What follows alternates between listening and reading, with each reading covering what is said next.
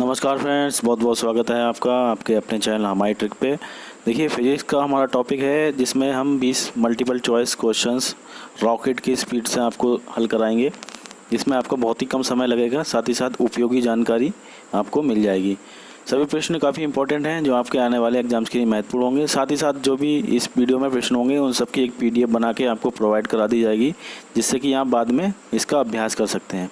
तो बने रहिएगा वीडियो में अंत तक। अगर आप पहली बार हमारे चैनल पर विजिट कर रहे हैं तो चैनल को सब्सक्राइब कर लीजिएगा, साथ ही साथ बेल आइकन को प्रेस कर दीजिएगा, जिससे कि कोई भी वीडियो मैं डालूंगा तो उसका नोटिफिकेशन आपको सबसे पहले मिल जाएगा। तो बने रहिएगा वीडियो में अंत तक। चलते हैं आज के करंट प्रश्नों की तरफ। देखिए, पहला प्रश्न है, घूर्णन गति के कितने प्रकार होते हैं? 4 ऑप्शन है, 2 प्रकार, 3 प्रकार, 4 प्रकार या 5 प्रकार। तो देखिए, राइट आंसर है हमारा 2 प्रकार होते हैं। ये ऑप्शन हमारा करेक्ट है, 2 प्रकार होते हैं। और कौन कौन से होते हैं? देखिए, स्पिन होता है और ऑर्बिटल ये मोशन, ये इसके 2 प्रकार होते हैं, आपको याद रखना है। बढ़ते हैं अगले प्रश्न की तरफ। देखिए, प्रश्न है हमारा, यदि पृथ्वी के घूर्णन की गति जो है वो बढ़ जाती है तो शरीर का वजन पर क्या प्रभाव पड़ेगा? देखिए, यदि पृथ्वी की घूर्णन की गति बढ़ जाती है तो आपके शरीर पे क्या प्रभाव पड़ेगा, आपके शरीर के वजन पे क्या प्रभाव पड़ेगा? तो यहाँ पे वजन है, तो वजन पे हमें बताना है कि वजन पे क्या प्रभाव पड़ेगा। 4 ऑप्शन देख लेते हैं। वजन बढ़ जाएगा, वजन घट जाएगा, एक समान रहेगा या उपरोक्त सभी। तो देखिए, राइट आंसर है हमारा वजन घट जाएगा। देखिए फ्रेंड्स, यदि पृथ्वी के घूर्णन की गति किसी कारण से अगर बढ़ जाती है तो शरीर का वजन जो है वो आपका घट जाएगा। तो आपको याद रखना है, शरीर का वजन जो है वो घट जाएगा। पढ़ते हैं अगले प्रश्न की तरफ। देखिए, अगला प्रश्न है हमारा, जब बर्फ़ पानी पर तैरती है तो उसका कितना प्रतिशत हिस्सा जो है वो पानी के ऊपर तैरता रहता है? देखिए, 4 ऑप्शन है, 0.1%, 1% या 2% या 0.5%। तो देखिए, राइट आंसर है हमारा 0.1%। यहाँ पे हमारा ए ऑप्शन करेक्ट होता है। 0.1% हिस्सा जो है ये तैरता रहता है ऊपर। आपको देखो, एक फ्रेंड्स मैं आपको एक उदाहरण यहाँ पे बताऊँ। देखिए, एक हॉलीवुड मूवी आई थी टाइटैनिक।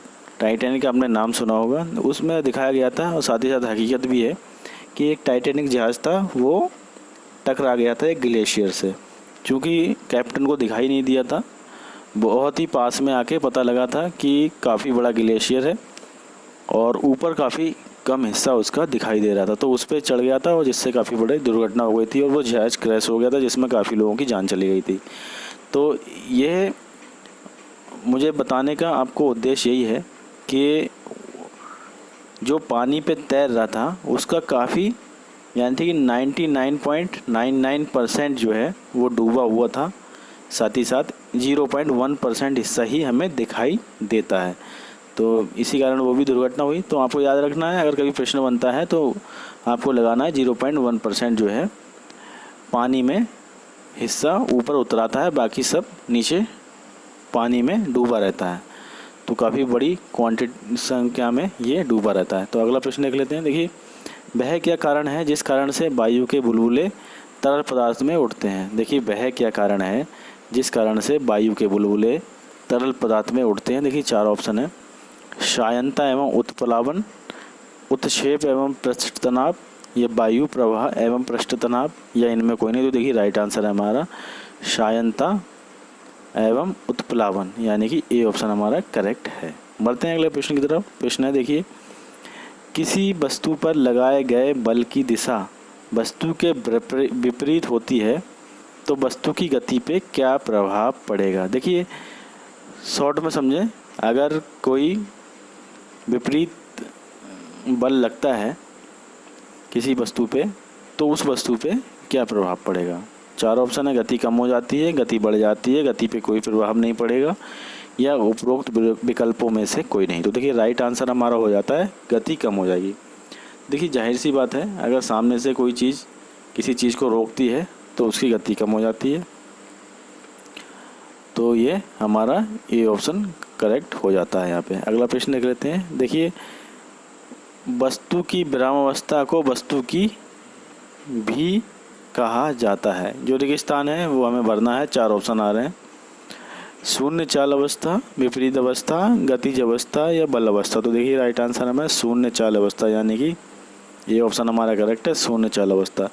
देखिए अगर ये हम यहाँ पे फिल कर देंगे तो हमारा सेंटेंस ये कंप्लीट हो जाएगा। देखिए वस्तु की विराम अवस्था को वस्तु की शून्य चाल अवस्था भी कहा जाता है। तो ये हमारा ए ऑप्शन करेक्ट हो जाता है, शून्य चाल अवस्था यहाँ पे भरा जाएगा।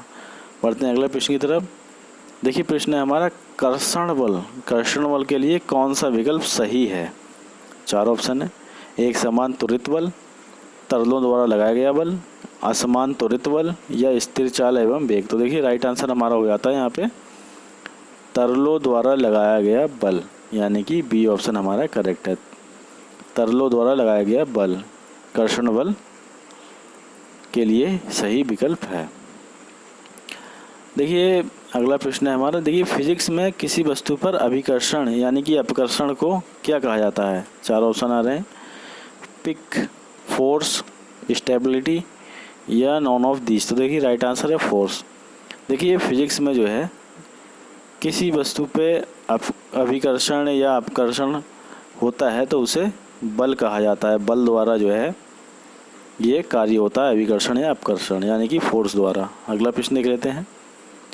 देखिए स्वतंत्र रूप से गिर रही एक वस्तु की गति का उदाहरण निम्नलिखित में से कौन सा हो जाता है? एक समान त्वरित, असमान त्वरित, स्थिर वेग या इनमें कोई नहीं। तो राइट आंसर है हमारा एक समान त्वरित। देखिए फ्रेंड जो भी प्रश्न है काफ़ी इंपॉर्टेंट प्रश्न है, काफ़ी अच्छे से कलेक्ट किए गए हैं और ये सब आपके आने वाले एग्ज़ाम्स के लिए महत्वपूर्ण है। काफ़ी ज़्यादा प्रश्न आपके आ भी चुके हैं एग्ज़ाम्स में, और जो बच्चे अगर इंटर हाई स्कूल में हैं तो उनके लिए तो काफ़ी इजी होगा, वो काफ़ी आसानी से ये हल कर लेंगे। लेकिन जिन्होंने साइंस नहीं पढ़ी है उन्हें थोड़ा टफ पड़ेगा। PDF का लिंक मैं आपको डिस्क्रिप्शन बॉक्स में दे देता हूँ, वहाँ पे जाके इसे निःशुल्क डाउनलोड कर लीजिएगा। अगला प्रश्न देख लेते हैं। स्वचालित वाहनों में द्रव चालित ब्रेकों का उपयोग किस नियम का उदाहरण है? देखिए जो भी ऑटोमेटिक वाहन रहते हैं उनमें द्रव चालित ब्रेक रहते हैं, यानी कि लिक्विड ब्रेक रहते हैं। तो ये सब किस नियम के अंतर्गत आते हैं? 4 ऑप्शन देख लेते हैं। पास्कल का नियम, न्यूटन का नियम, बॉयल का नियम या इनमें से कोई नहीं। तो देखिए राइट आंसर है हमारा पास्कल का नियम, यानी कि ये ऑप्शन हमारा करेक्ट हो जाता है, पास्कल का नियम यहाँ पे सही है। अगला प्रश्न देख लेते हैं। देखिए एक बर्तन में पानी के स्तर में क्या परिवर्तन आएगा जब उसमें तैरता हुआ बर्फ़ का टुकड़ा पिघल जाएगा? 4 ऑप्शन देख लेते हैं। पानी का स्तर कम हो जाता है, पानी का स्तर बढ़ जाएगा, एक समान रहेगा या पहले बढ़ेगा फिर कम होगा। तो देखिए राइट आंसर है एक समान रहेगा, ये ऑप्शन हमारा करेक्ट हो जाता है, एक समान रहेगा। देखिए जाहिर सी बात है, अगर आप घर पे ही प्रैक्टिकल करके देखिए। एक गिलास लीजिए, उसमें एक बर्फ़ का टुकड़ा डालिए और एक लेवल उसका सेट रहेगा। पहले आप देख लीजिएगा, चाहे हमारा आधा गिलास हो तो आधे गिलास में बर्फ़ का अगर टुकड़ा है तो जितना लेवल पे है उतना ही लेवल पे वो बना रहेगा पिघलने के बाद भी, तो उसमें कोई परिवर्तन नहीं होने वाला है, वो सब एक समान रहेगा। यही हमारा ऑप्शन है, चाहे तो प्रैक्टिकल आप कर सकते हैं। अगला प्रश्न देख लेते हैं। प्रश्न है देखिए, अगर बैरोमीटर की रीडिंग में अचानक गिरावट आ जाती है तो उसका क्या अर्थ होगा? काफ़ी मोस्ट इम्पॉर्टेंट प्रश्न है और ये काफ़ी जनरल नॉलेज का भी प्रश्न है आपका। देखिए तूफान आएगा, वर्षा होगी, गर्मी बढ़ेगी या मीटर ख़राब हो जाएगा? तो देखिए राइट आंसर है तूफान आएगा। देखिए तूफान आने की चेतावनी जो है तब जाहिर की जाती है जब बैरोमीटर की रीडिंग अचानक से गिर जाती है, अचानक से उसमें गिरावट आ जाती है। इसका यह मतलब निकाला जाता है कि ये तूफान आने के संकेत हैं, जिसका अनुमान पहले ही लगा लिया जाता है। तो बैरोमीटर याद रखिएगा तूफान की जानकारी के लिए होता है। अगला प्रश्न देख लेते हैं। देखिए किसी आदर्श द्रव की सांद्रता कितनी होती है? 4 ऑप्शन है, 1, 2, 0 या 3। तो देखिए राइट आंसर है 0, हमारा सी ऑप्शन करेक्ट है। किसी आदर्श द्रव की सांद्रता जो है वो क्या होती है? वो होती है 0, सी ऑप्शन हमारा करेक्ट हो जाता है यहाँ पे। अगला प्रश्न देख लेते हैं। देखिए अगर आप समुद्र में तैराकी कर रहे हैं और एक लहर आकर आपको उछाल देती है, ऊपर उछाल के दौरान कौन सा बल आप पे लगेगा? तो देखिए जो लोग बीच पे जाते हैं स्विमिंग करने के लिए तो वो अच्छे से समझ सकते हैं, या फिर आपने कहीं नदी तालाब में नहाया होगा जहाँ पे लहर आई हो और आपको उसने उठा के एक जगह पटक दिया या फिर मतलब कहीं उठा के आपको एक तरफ धक्का दे दिया हो, तो उस पर आप जो है उछले तो उस दौरान कौन सा बल आप पे लगा, वही इस प्रश्न में पूछ रहा है हमसे, वो हमें बताना है। 4 ऑप्शन देख लेते हैं। ऊर्ध्व बल, पार्श्व बल, संघनन बल या गुरुत्वाकर्षण बल। तो देखिए राइट आंसर है हमारा ऊर्ध्व बल। तो ये ऊपर की ओर बल लगा, इसलिए ऊर्ध्व बल हुआ। तो हमारा राइट आंसर ए हो जाता है। अगला प्रश्न देख लेते हैं। देखिए प्रश्न है, किसका घनत्व सर्वाधिक होता है? किसका घनत्व सर्वाधिक होता है? 4 ऑप्शन देख लेते हैं। बर्फ़ का, पानी का, एसीटोन का, एथिलीन का। तो देखिए राइट आंसर है पानी का। देखिए पानी का घनत्व जो है सर्वाधिक होता है, यानी कि बी ऑप्शन हमारा करेक्ट हो जाता है। अगला प्रश्न है, एक ताज़े अंडे को नमक के पानी पर डालने पर क्या प्रभाव होता है? 4 ऑप्शन है। अंडा पानी पर तैरता है, अंडा फट जाता है, अंडा पानी में डूब जाएगा या अंडा फूट जाएगा। तो देखिए राइट आंसर हमारा अंडा पानी पे तैरता रहता है। देखिए अगर हम किसी ताज़ा अंडा, जो कि अगर किसी मुर्गी ने दिया है या फिर कोई भी मान लेते हैं, जो भी पक्षी अंडे देते हैं, तो जो तुरंत का अंडा होता है, उसकी जो ऊपर की शैल होती है, जो उसका आवरण रहता है, वो काफ़ी ज़्यादा मुलायम, काफ़ी ज़्यादा नर्म होता है। तो उस अवस्था में अगर हम उसे नमक के पानी में डालेंगे तो वो तैरता हुआ रहेगा। साथ ही साथ अगर हम 15 मिनट उस ताज़े अंडे को बाहरी वातावरण में छोड़ देते हैं तो उसका शैल, जो ऊपर का कवर रहता है यानी कि आवरण, तो वो जो है ठोस हो जाता है। ऐसी स्थिति में अंडा पानी में डूब जाएगा। तो उस स्थिति की बात नहीं हो रही यहाँ पे ताज़े अंडे की बात हो रही है, इसलिए अंडा पानी पे तैरता रहता है, क्योंकि उस टाइम शैल काफ़ी हल्का होता है। तो आपको याद रखना है ये बात। अगला प्रश्न लिख लेते हैं। देखिए घड़ी की कमानी यानी कि जिसे चाबी भी बोला जाता है, को कसने पर क्या प्राप्त होता है? देखिए 4 ऑप्शन देख लेते हैं। स्थिर ऊर्जा, गतिज ऊर्जा, यांत्रिक ऊर्जा या प्रकाश ऊर्जा। तो राइट आंसर है स्थिर ऊर्जा, यानी कि ये ऑप्शन हमारा करेक्ट हो जाता है। देखिए स्थिर ऊर्जा यहाँ पे क्यों है? देखिए अगर कोई भी घड़ी है, उसकी कमानी है। देखिए पहले क्या था, पहले घड़ी में एक चाबी आया करती थी। देखिए जैसे कि यहाँ पे मैंने एक ऐसी रफ आपको समझा रहा हूँ।